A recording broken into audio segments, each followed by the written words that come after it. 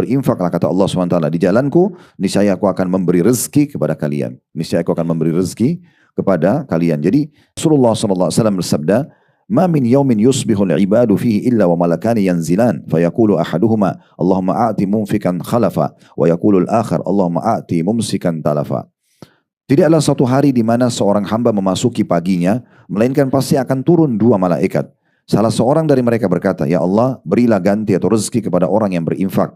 Dan yang lain berkata, "Ya Allah, berikanlah kehinaan kepada orang yang kikir." Ya, karena kata Nabi SAW, siapa yang terbangun tengah malam, maka pendamping dari malaikat akan mengatakan, ya, sholatlah, itu bisikan baik. Dan pendamping dari syaitannya, qarinnya akan mengatakan, tidurlah malam masih panjang. Karena Allah akan catat pahala. Lupakan saja penerimanya lah, gitu kan. Siapapun penerimanya nggak penting. Yang penting saya di saat itu, detik itu tercatat punya ibadah sedekah. Nah itu clear, itu poinnya.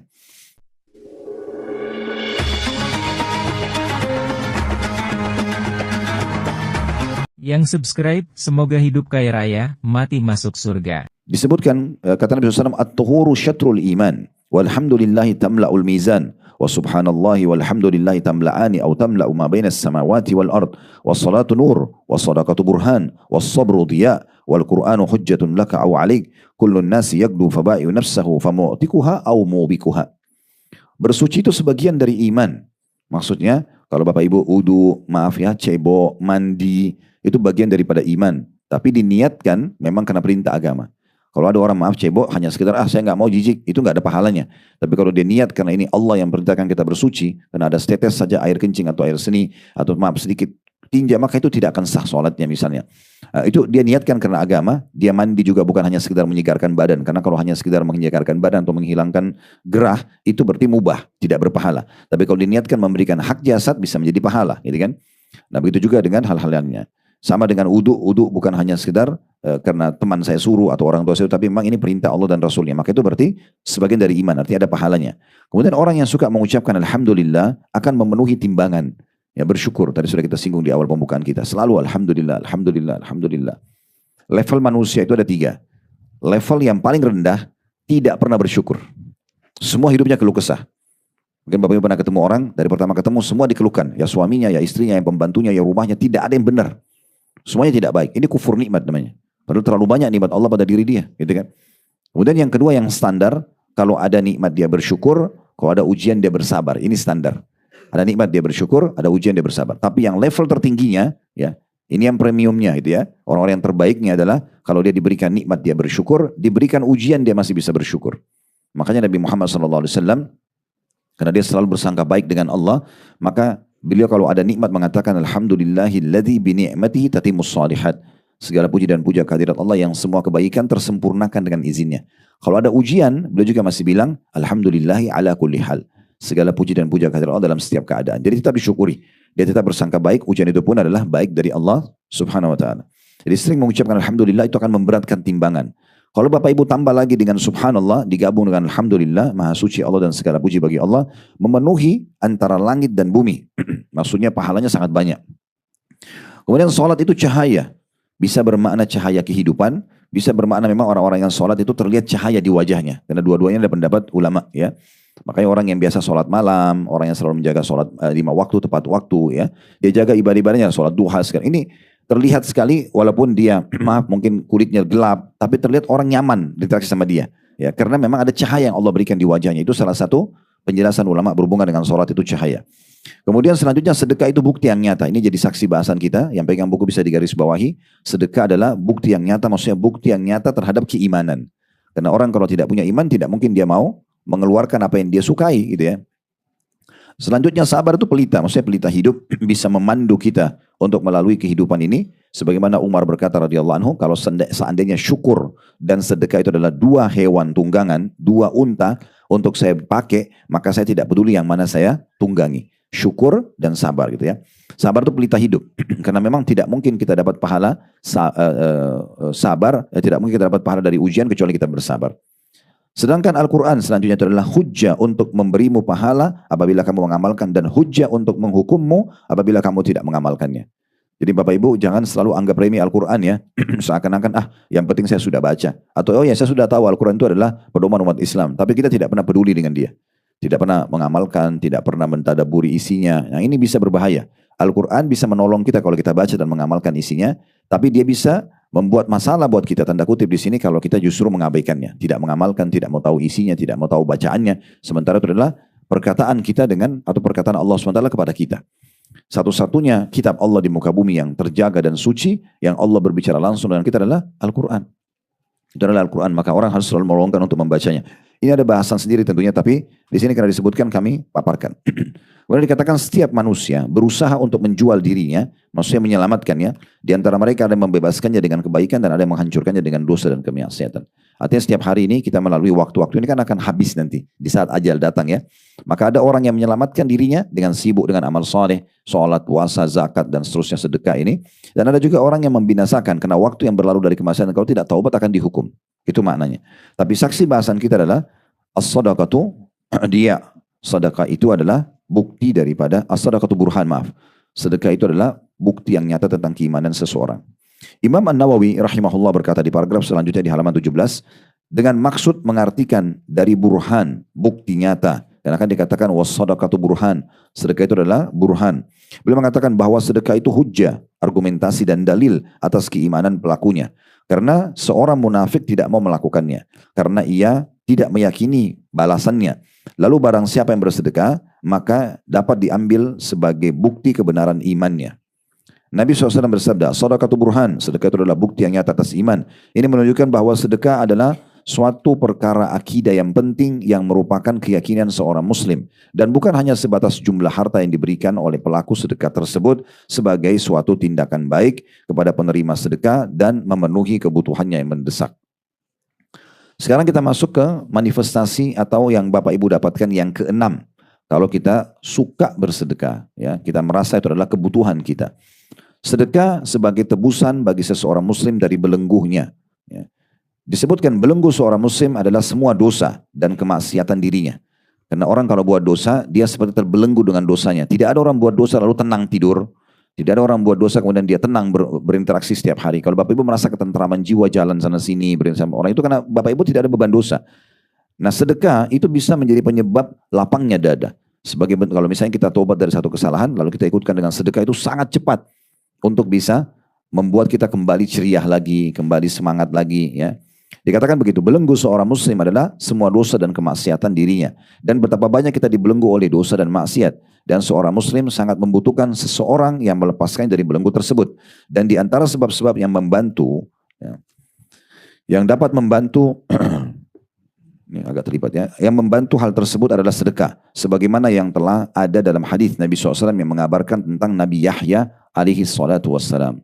Nabi Yahya nabinya Bani Israel ya, sepupunya Nabi Isa. Nabi Yahya sama Nabi Isa satu lokasi dakwah dan satu kaum. Jadi Bani Israel itu didakwahi oleh dua orang yang berdekatan sepupu, Nabi Isa dan Nabi Yahya. Nah, Nabi Yahya ini pernah diperintahkan oleh Allah Subhanahu wa taala untuk menyampaikan wahyu. Namun dia terlambat menyampaikan, lalu Allah menurunkan Jibril seraya mengingatkan Isa alaihissalam dan berkata, wahai Isa, sampaikan dan ingatkan Yahya agar segera menyampaikan wahyu tersebut. Kalau tidak, kamu yang sampaikan. Maka Nabi Isa pun mendatangi sepupunya Nabi Yahya sambil mengatakan, Jibril telah datang mengingatkanku agar mengingatkan kamu pesan yang turun kepadamu beberapa waktu lalu harus segera kamu sampaikan. Kalau tidak, saya akan sampaikan. Maka Nabi Yahya lalu mengatakan, saya akan sampaikan. Lalu dikumpulkanlah Bani Israel. Pada saat itu entah bagaimana Allah Subhanahu wa taala menyampaikan suara Nabi Yahya, tapi masjid Al-Aqsa itu dipenuhi oleh Bani Israel. Kurang lebih luasnya sekitar 14.000 meter ya. 1,4 hektar kurang lebih luasnya. Dan itu dipenuhi oleh Bani Israel. Di semua sisi Masjid Aqsa itu. Baru Nabi Yahya alaihissalam menyampaikan. Pesannya panjang sekali. Tentang masalah sholat, tentang masalah ini dan itu. Salah satunya adalah potongan ini. Dan beliau mengatakan, wa amurukum bis sadaqah. Fa inna mathala dhalika kamathali rajulin asrahu al-adu. Fa'awthaku yadahu ila unuqihi wa qaddamu li yadribu unuqa faqala ana afdihi minkum bil qalili wal katsir fafada nafsahu minhum. Saya memerintahkan kalian untuk bersedekah. Karena yang demikian itu maksudnya bersedekah adalah seperti seseorang yang ditawan oleh musuh dan mereka mengikat erat tangannya pada lehernya lalu mereka menghadapkannya untuk memenggal lehernya. Kemudian dia berkata, saya atau aku menebus perkara ini dari kalian dengan hartaku yang sedikit dan yang banyak hingga akhirnya ia menebus dirinya dari mereka. Maksudnya Kita ini kalau buat dosa, berarti setiap bapak ibu buat dosa, semoga Allah selamatkan ya, kita seperti tidak sadar sedang ada satu belenggu yang akan mengikat kita, ya, yang membuat kita siap untuk dihukum oleh Allah. Buat dosa lagi belenggu yang kedua, buat dosa lagi yang ketiga. Kalau sudah berkarat dosa itu, sudah bertahun-tahun tidak ditinggalkan, maka dia akan jadi belenggu yang sangat berat dan sangat mudah untuk membuat hukuman Allah datang setiap saat. Kalau bapak ibu sedekah, belenggu-belenggu ini bisa terbuka, bisa terlepas, ya. Sebab dia juga bisa membantu membersihkan dosa-dosa. Itu dimaksud dengan hadis ini. Nabi Yahya mengatakan, saya perintahkan kalian wahai Bani Israel, sedekahlah. Ya. Karena sedekah itu perumpamannya orang yang dibelenggu tangan dan kedua tangannya ke lehernya, lalu dibawa ke tempat pemenggalan kepala dan akan dipenggal lehernya. Lalu dia negosiasi sama orang-orang yang memenggal kepalanya, saya akan tebus diri saya. Ambil aja semua harta saya, tapi yang penting saya selamat. Lalu dia tebus dengan harta tersebut, lalu dia tidak jadi dipenggal. Ini bahasa kiasan, gambaran. Kalau kita rutin sedekah, kita akan selamat dari hukuman dosa-dosa kita ya. Selain kita taubat kepada Allah Subhanahu Wa Taala. Setelah menyebutkan hadits ini, penulis mengatakan atau menulis paragraf selanjutnya di halaman 19. Sesungguhnya Nabi SAW telah menyerupakan seorang pemberi sedekah seperti tawanan. Lalu sedekah hadir untuk membebaskannya dari tawanan. Ibnu Qayyim rahimahullah menjelaskan hadis tersebut seraya mengatakan hal ini juga merupakan perkataan yang mana burhannya, bukti nyata keimanannya adalah keberadaannya dan dalilnya adalah kejadiannya, karena sedekah itu memiliki pengaruh yang menakjubkan dalam hal menolak berbagai macam bencana walaupun dari seorang yang jahat atau dari seorang yang berlaku zalim, bahkan dari seorang kafir, karena Allah Ta'ala akan menolak darinya berbagai macam bencana dengan sedekah. Hal ini adalah suatu perkara yang telah dimaklumi di antara manusia, baik yang terpelajar maupun yang tidak. Karena rutinnya sedekah ini di dunia, bisa saja biar orang kafir Allah kasih, tapi bukan di akhirat, di dunia. Dia selamatkan dari malah bahaya karena sedekahnya gitu ya. Atau mungkin menjadi penyebab hidayah masuk Islamnya, bisa saja. Nah seperti itu. Apalagi kalau dasarnya orang-orang muslim. Itu manifestasi atau yang Bapak Ibu dapatkan buah sedekah, ya fadilahnya yang keenam. Yang ketujuh, Allah Subhanahu Wa Taala pasti akan mengganti semua yang kita sedekahkan. Dan yang sedang menjanjikan untuk diganti ini bukan manusia. Andai saja Bapak Ibu sekalian, mohon maaf saya kasih contoh manusia dulu. Ada orang di antara kita disuruh oleh temannya, tolong kamu kasih dulu orang miskin itu, nanti saya ganti uang kamu. Atau kasihlah dia 50.000, saya akan kasih kamu 1 juta rupiah. Kalau manusia menjanjikan begitu, saya yakin kita akan berlumba-lumba. Karena kita kasih sedikit, kita akan dapat banyak gitu ya. Atau kita akan diganti. Atau kita yakin orang itu pasti akan menggantikan buat kita misalnya. Saya yakin kita tidak akan pernah ragu untuk ya bersedekah gitu ya. Nah disinilah poinnya. Allah Subhanahu Wa Taala yang maha kaya, yang menciptakan alam semesta ini, yang menciptakan diri kita, yang mensyariatkan sedekah dan menjanjikan akan dibalas, memang menjanjikan pasti diganti. Tidak ada yang Bapak Ibu keluarkan sedekah ikhlas karena Allah sedikit atau banyak kecuali pasti diganti. Oleh karena itu tidak usah perhitungan buat diri kita, perhitungan buat kerabat kita, perhitungan buat orang miskin kita kasih, perhitungan buat masjid dan pesantren, kasih saja. Ini investasi terbaik karena Sang Maharaja yang sebenarnya Allah menjanjikan akan menggantikan. Allah berfirman dan kekal ya dalam Al-Quran surah Saba surah nomor 34 ayat 39. Qul inna rabbi yabsutur rizqa liman yasha'u min ibadihi wa yaqdiru lah wa ma anfaqtum min syai'in fahuwa yukhlifu wa huwa khairur raziqin. Katakan hai Muhammad, sebar luaskan ini, sampaikan kepada semua manusia. Sesungguhnya Tuhanku melapangkan rezeki bagi siapa yang dikehendakinya di antara hamba-hambanya dan menyempitkan bagi siapa yang dikehendakinya. Kalau mau lapang rezekinya, minta kepada Allah. Karena yang melapangkan hanya Allah. Dan kalaupun Allah menyempitkan karena orang itu ya, mau diuji oleh Allah atau karena kemaksiatannya misalnya, maka juga Allah punya hak untuk menyempitkannya. Dan barang siapa atau barang apa saja yang kamu nafkahkan, sedekahkan, maka Allah akan menggantinya. Ini jadi saksi bahasan kita ya. Dan dialah sebaik-baik pemberi rezeki. Kita bukan keluarkan 1 juta, Allah balas 1 juta. Tidak seperti itu. Allah itu sebaik-baik pemberi rezeki. Ini ada kolerasinya dengan ayat yang lain. Innallaha yarzuqu man yasha' bighairi hisab. Allah kalau sudah memberikan rezeki, balasan pada seorang hamba tanpa ada hitungannya. 1 juta itu bukan 1 juta dikasih, tapi berlipat-lipat ganda Allah akan kasih. Dan pemilik alam semesta ini yang menjaminkan untuk kita. Lalu apa yang membuat kita ragu? Ya, apa yang membuat kita ragu? Ini sudah pernah kita singgung di saat kalau tidak salah itu hari kita sempat manasik di sini ya. Ada pas lagi mau umroh ibu-ibu kalau tidak salah, sempat kita singgung juga tentang masalah itu. Jadi kalau Anda keluarkan buat diri Anda sendiri nggak usah perhitungan, selama kebutuhan. Boleh pakai baju yang bagus, boleh pakai kendaraan yang bagus, boleh punya rumah yang bagus, boleh makan makanan yang bagus, sehat. Tapi kebutuhan, bukan keinginan. Karena kalau keinginan nanti akan ada hisapnya. Allah SWT akan tanya, karena keinginan tidak pernah habis. Ya. Setiap keluar model baru mobil, beli lagi, hanya numpuk di mobil 10-20 mobil di rumah. Ya. Lebih baik dijadikan masjid. Ya. Dijadikan sebagai rumah anak yatim. Ya. Dibantukan beasiswa buat anak-anak yang butuh misalnya contohnya. Dengan tetap ada kendaraan buat kita. Jadi bukan keinginan tapi kebutuhan. Selama kita butuh, oh saya butuh di rumah 3 mobil misalnya. Karena saya, suami atau istri dan anak. Oke. Ada tambahan 1 buat tamu, mungkin karena keluarga besar misalnya. Tapi lebih daripada itu untuk apa? Kan gitu. Misal contoh, maka kita lebih baik jadikan itu investasi akhirat kita. Itu sebagai contohnya. Jadi kita boleh menikmatinya, tetapi kita juga tidak boleh berlebihan itu ya. Dalam Islam, tidak ada namanya dalam Islam itu hidup susah, kecuali orang itu memang lagi diuji sama Allah dengan kesusahan. Tapi kita tidak boleh teman-teman sekalian sebenarnya kita bisa membeli anggur kualitas premium dengan 300.000 per kilo misalnya. Lalu ada grade B-nya dengan 200.000, ada grade C-nya dengan 100.000. Sudahlah, yang penting namanya anggur sama, beli aja yang A-nya, yang C-nya misalnya. Padahal sebenarnya kita punya kemampuan. Nah, kita boleh menikmatinya. Kita dibolehkan menikmati dan beli yang bagus, tapi kebutuhan. Di saat butuh, kita lapar makan yang paling bagus. Kita butuh kendaraan, beli yang terbagus, rumah yang terbagus, pakaian yang terbagus segala macam, sehingga tidak ada nanti hisapnya di hari kiamat ya kalau seandainya kita berlebihan. Nah, itu yang dimaksudkan. Jadi kita boleh berinfak dan ini saya perlu titik beratkan dengan seorang sahabat yang mengatakan begini, ya Rasulullah, kalau saya punya harta, siapa yang paling pantas saya sedekahkan? Siapa yang saya berikan dulu? Kata Nabi SAW, dirimu dulu. Boleh kamu pakai buat dirimu. Dia bilang kalau saya punya lagi. Dia bilang kata Nabi SAW, anak-anakmu. Kalau saya punya lagi, istrimu dan kerabatmu. Kalau saya punya lagi, pembantumu. Sampai pembantu disuruh kasih. Kalau saya masih punya lagi, kata Nabi SAW, engkau lebih tahu setelah itu. Dalam riwayat lain, setelah itu adalah yang lebih dekat dan lebih dekat lagi. Maksudnya yang terdekat, yang kau kenal, baru kemudian orang yang tidak dikenal. Nah seperti itu ya. Jadi memang kita dibolehkan untuk menikmati. Tetapi selama batasannya kebutuhan. Dan Allah akan gantikan. Jadi nggak usah perhitungan gitu ya. Kalau kita mau kebutuhan kita. Apalagi berhubungan dengan masalah ibadah ya. Kadang-kadang kita perhitungan sekali kalau mau sedekah ke yayasan anak yatim misalnya. Atau Palestina. Ya sudahlah cukup saya kasih 1 juta. Padahal sebenarnya kita punya uang miliaran banyak. Tapi kalau kita pakai hal-hal yang lain duniawi kita tidak pernah perhitungan. Nah ini yang keliru gitu ya. Dalam sebuah hadis yang memastikan juga akan digantikan oleh Allah Subhanahu wa taala adalah hadis riwayat Muslim, ada di paragraf nomor 3 di situ ya, di halaman 20. Kata Nabi sallallahu alaihi wasallam, qala Allah tabaraka wa taala, ya ibna Adam, anfik alaik. Wahai anak Adam, ya, berinfaklah kata Allah Subhanahu wa taala di jalanku, niscaya aku akan memberi rezeki kepada kalian. Niscaya aku akan memberi rezeki kepada kalian. Jadi jelas sekali bagaimana akan digantikan oleh Allah Subhanahu wa taala ya. Tentu di sini juga saya perlu berbagi saja ya. Jangan salah faham. Jangan karena Ustaz Syarif itu karena punya travel, bukan ya. Sama sekali bukan. Anda pakai travel manapun silakan. Tetapi selama Allah berikan Anda kelebihan rezeki, pakai saja travel yang terbaik. Untuk apa kita menyusahkan diri sementara kita punya kemampuan? Hotelnya jauh dari masjid, kita kalau jalan capek, makanannya ala kadarnya. Ada yang sampai bilang sama kami dulu, saya luruskan persepsi dan terjemah, Ustaz, saya kan yang penting sampai di Mekah sama Madinah. Saya bilang jangan, karena Anda juga butuh istirahat, Anda juga butuh makanan yang sehat selama perjalanan di sana. Ya kan, daripada pulang ke hotel, makanannya sudah dingin, tempe sama ikan goreng sama sambal saja, sementara Anda butuh nutrisi yang lebih dari itu misalnya. Ya kan gitu.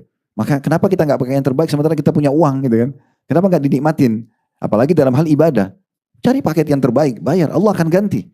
Poin ini menjelaskan kepada kita surah Saba ayat 39 dan hadis Nabi SAW dari riwayat Muslim. Allah bilang Allah akan ganti.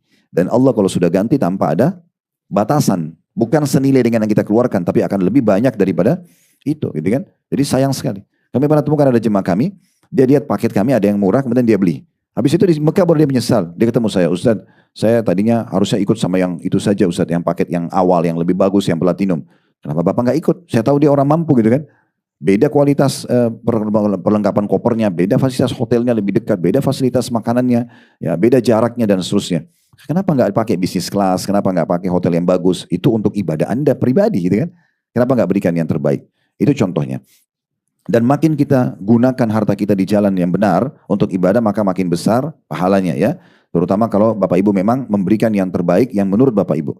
Saya pernah jelaskan riwayat dan saya ingatkan lagi, Nabi SAW pernah bersabda kepada para istri beliau, orang yang pertama menyusul nanti aku meninggal, setelah aku meninggal adalah orang yang paling panjang tangannya dari kalian. Kata Aisyah radhiyallahu anha, kami tidak paham sabda Nabi ini awalnya. Maka setelah Nabi SAW meninggal, setiap kali kami ketemu para istri-istri Nabi, kami mengukur tangan kami, siapa yang lebih panjang. Sampai meninggal Zainab binti Jahash. Ini istri Nabi yang pertama meninggal, setelah Nabi SAW meninggal dunia. Baru kami faham, karena Zainab binti Jahash ini, kalau bersedekah, dia selalu memberikan yang terbaik, bahkan kalau perlu dia ya membuat dengan tangannya sendiri. Sebagai contoh, kalau dia mau memberi makanan orang, dia masak sendiri baru dia kasih. Kalau dia mau kasih baju perang, dia usahakan menjahit sendiri baru dia kasih. Misal contoh. Maka makin banyak perjuangan kita, maka makin besar pahalanya.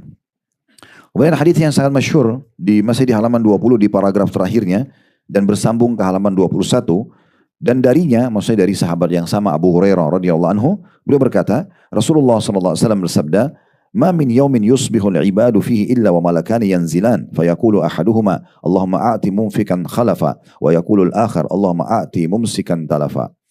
Tidaklah suatu hari di mana seorang hamba memasuki paginya, melainkan pasti akan turun dua malaikat. Salah seorang dari mereka berkata, "Ya Allah, berilah ganti atau rezeki kepada orang yang berinfak." Dan yang lain berkata, "Ya Allah, berikanlah kehinaan kepada orang yang kikir." Ada footnote di bawah diriwayatkan oleh Imam Bukhari. Artinya setiap hari di mana kita hidup, kayak tadi hari ini, maka selalu saja ada malaikat yang berdoa. Dan makna pagi hari maksudnya mulai pagi sampai besok pagi lagi mereka terus berdoa. Bukan berarti cuma didoakan di pagi hari ya. Jadi ada orang kadang-kadang mengejar, ya saya infak pagi aja, infak subuh. Dan seakan-akan infak yang waktu lain kayak duhur begini, kayak asar, berarti tidak dapat doa malaikat. Tidak, doa ini berlaku sepanjang hari. Yang penting mulai tiba hari itu, pagi hari, malaikat terus berdoa. Yang satu terus mendoakan orang yang dermawan, suka bersedekah. Dan yang satu mendoakan kebinasaan bagi orang yang pelit, tidak mau berbagi. Gitu ya. Nah di sini teman-teman sekalian kita ambil pelajaran besar sekali. Bahwasanya Allah subhanahu wa ta'ala menghususkan para hamba-hambanya malaikat yang sangat baik. Karena mereka tidak pernah maksiat kepada Allah. Menugaskan mereka berdoa setiap hari. Walaupun kita tidak dengar doanya, kita tidak lihat mana figur malaikatnya. Tapi ini rukun iman kita. Rukun iman kita ada 6. Yang pertama iman kepada Allah. Yang kedua iman kepada para malaikat. Kita harus yakin keberadaan mereka. Dan saya sudah pernah jelaskan. Cara kita mengetahui malaikat itu ada dari bisikan positif. Ya, karena kata Nabi SAW, siapa yang terbangun tengah malam maka pendampingi dari malaikat akan mengatakan, ya, sholatlah, itu bisikan baik. Dan pendamping dari syaitannya, qarinnya akan mengatakan, tidurlah malam masih panjang. Nah, Anda kalau dengar azan, ada bisikan sholatlah dari azan misalnya, lalu Anda mau sholat dari malaikat. Dan kalau ada yang mengatakan sudahlah nanti aja tunda, itu dari syaitan. Ada orang miskin, bantulah dari malaikat. Ada yang membisikkan, tidak usahlah itu orang pembohong, itu gini dan begitu masih sehat, dari syaitan. Ya, tinggal Anda mau ikutin yang mana gitu ya. Nah malaikat-malaikat ini ada tugasnya banyak sekali, tapi diantaranya mendoakan hamba-hamba Allah subhanahu wa ta'ala yang Allah perintahkan. Orang yang berinfak setiap hari mendapatkan doa. Kalau Bapak Ibu berinfak pagi, sudah dapat doa ini. Siang berinfak lagi, tetap dapat doa itu. Sore berinfak lagi, tetap dapat. Malam tetap dapat itu ya. Supaya kita perlu luruskan. Ini ada sebagian orang berpersepsi, hadits ini hanya berlaku pagi hari. Sehingga mereka berlomba-lomba sedekah di subuh hari saja. Selebihnya sepanjang hari sudah tidak sedekah, karena anggap tadi pagi sudah. Ya. Padahal sebenarnya tidak seperti itu. Doa ini berlaku sepanjang hari. Di sini maknanya ya Allah berikanlah ganti atau rezeki kepada orang yang berinfak. Pertama kata ulama, doa malaikat mustajab. Pasti diterima. Karena mereka tidak pernah maksiat kepada Allah. Yang kedua, Allah pasti akan beri, karena ini ada kolerasinya dengan tadi surah Sabah ayat 39. Ayat yang kita baca di poin kita ini. Di halaman sebelumnya gitu kan. Bahwasanya apapun yang kalian infakkan pasti Allah akan ganti. Kemudian yang kedua, ini yang bahaya sekali. Karena orang kalau tidak mau bersedekah, dia pelit. Udahlah, tidak usah kasih orang ini. Milih-milih terus. Mungkin dari 10 orang miskin yang minta, cuma satu yang dikasih sama dia. Atau bahkan ada yang tidak dikasih. Dengan alasan, sudahlah, nanti aja. Ini orang masih mampu bekerja. Mungkin saudara kandungnya, mungkin pamannya, mungkin tantenya. Padahal sebenarnya mereka butuh. Ya. Kemudian dia tidak mau memberikan. Maka dia termasuk kena ancaman ini. Malaikat yang kedua mengatakan, ya Allah, berikanlah kebinasaan kepada orang yang kikir. Itu terhitung kikir.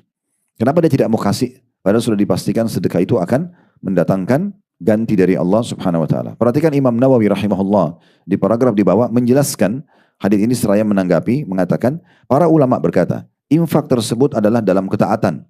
Dia akan mendapatkan ganti kalau dia infaknya dalam ketaatan. Akhlak-akhlak yang terpuji. Bantu para penuntut ilmu atau pada sedekah membantu orang susah ya. Bukan untuk ke diskotik, ke karaoke, maksiat, bukan gitu ya. Untuk keluarga dan tamu. Sedekah-sedekah dan sebagainya yang tidak tercela dan tidak berlebihan. Sedangkan menahan dari infak yang tercela adalah menahan dari hal-hal tersebut. Jadi kalau ada orang misalnya, memang kita tahu dia akan main judi, dia narkotika, lalu kita tidak memberikan, tidak masuk dalam ancaman hadits ini. Tentang perkataan, ya Allah, berikanlah kebinasaan orang yang kikir. Potongan hadits tadi kan, malaikat yang satu mengatakan lapangkan rezeki orang yang bersedekah, yang satu mengatakan binasakan orang yang kikir. Ibnu Hajar rahimahullah seorang ulama hadits mengatakan, adapun berdoa untuk kehancuran mengandung dua makna. Malaikat yang mendoakan kehancuran. Makna hancurnya harta itu sendiri, tidak akan dapat keberkahan dari yang dia investasikan atau uang yang dia tabung itu akan hancur. Dan hancurnya jiwa orang tersebut. Maknanya dia akan menjadi orang yang pelit, rusak jiwanya. Karena orang yang pelit itu rusak ya. Kebanyakan orang yang sering hasad orang yang pelit. Kebanyakan orang yang suka cemburu dengan orang lain. Orang bahkan mengambil harta orang lain. Atau menjatuhkan orang lain. Atau menggosipin orang lain. Atau memfitnah. Itu karena orang kikir. Awalnya dari kikir permasalahannya. Dia perhitungan sampai akhirnya dia masuk ke ranah-ranah itu. Lalu selanjutnya dikatakan malaikat tersebut berdoa agar orang yang kikir ditimpa keburukan dengan kebinasaan dirinya. Wa na'udzubillah, kata beliau. Ini masih perkataan Ibnu Hajar. Dan betapa banyak di antara kita yang menjerumuskan dirinya ke dalam mara bahaya bagi tubuh dan jiwanya. Hal ini terkadang disebabkan oleh kebakhilan dirinya dan ketidakmauan dirinya untuk bersedekah. Ketahuilah bahwa doa malaikat itu tidaklah akan berlalu begitu saja. Maka berhati-hatilah. Ya. Oleh karena itu kita coba selalu ya menepis apapun yang kita coba berusaha tolak untuk beri, kita justru lawan, ya kita memberi. Walaupun mungkin tidak memberi besar, tapi kita memberi supaya jangan ada pintu penolakan dari diri kita. Kecuali satu tadi saya bilang, kita tahu orang ini ahli maksiat dan dia akan pakai maksiat. Padahal jemaah kami bilang begini, Ustaz, bagaimana kami mempertemukan antara memenuhi kebutuhan ayah kami, ya, dengan yang dia minta dipakai untuk berjudi, gitu. Sementara bakti pada ayah adalah wajib, bakti pada orang tua, dan dia datang minta uang. Tapi kita tahu uang itu akan dipakai judi sama dia. Boleh nggak saya tidak kasih? Boleh. Karena kita tahu itu maksiat. Tapi kalau kita tidak tahu, hukumnya umum, ayah kita orang tua kita minta, nak tolong transferin uang. Kita nggak tahu mau dipakai apa, kita kasih aja. Gitu. Dan ingat ya, bukan si penerima. Tapi bagaimana sedekah itu kita lakukan karena Allah akan catat pahala. Lupakan saja penerimanya lah. Gitu kan? Siapapun penerimanya nggak penting. Yang penting saya di saat itu, detik itu tercatat punya ibadah sedekah. Nah itu clear. Itu poinnya.